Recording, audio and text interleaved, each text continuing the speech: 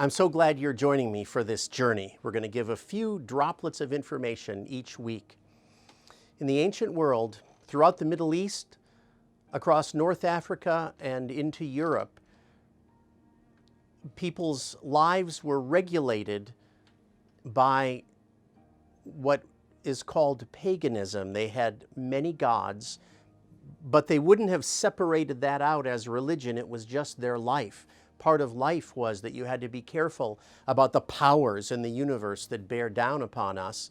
And the priests were the experts in dealing with those powers, because for the most part they didn't have written texts, but the priest passed on generation to generation the knowledge that priests needed in order to carry out the proper rituals, rites, and ceremonies. Even today, in part, that is the task of the clergy, to make sure that the rituals and rites and ceremonies are done properly and appropriately and at the right times.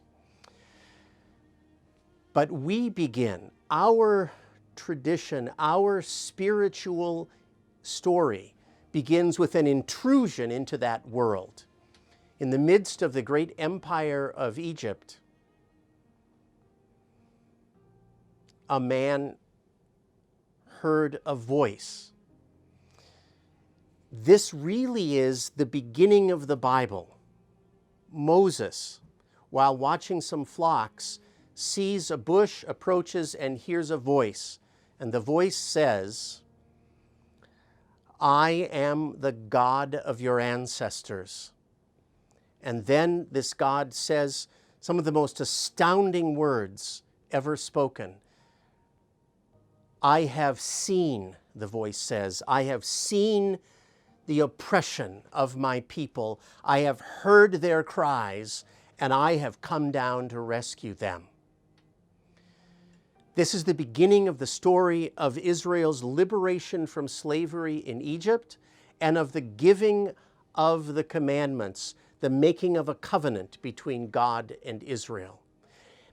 And under the impact of this event, which is like it leaves a crater in history like a nuclear blast, this mysterious God who has no form, who can't be seen, who can't be touched, who can't be tracked or controlled, this mysterious and wild God, Israel comes to realize is the same one who, out of the same saving and gracious will, gracious because God comes to rescue Israel not because of anything that's in Israel, but solely because God is good as a pure gift.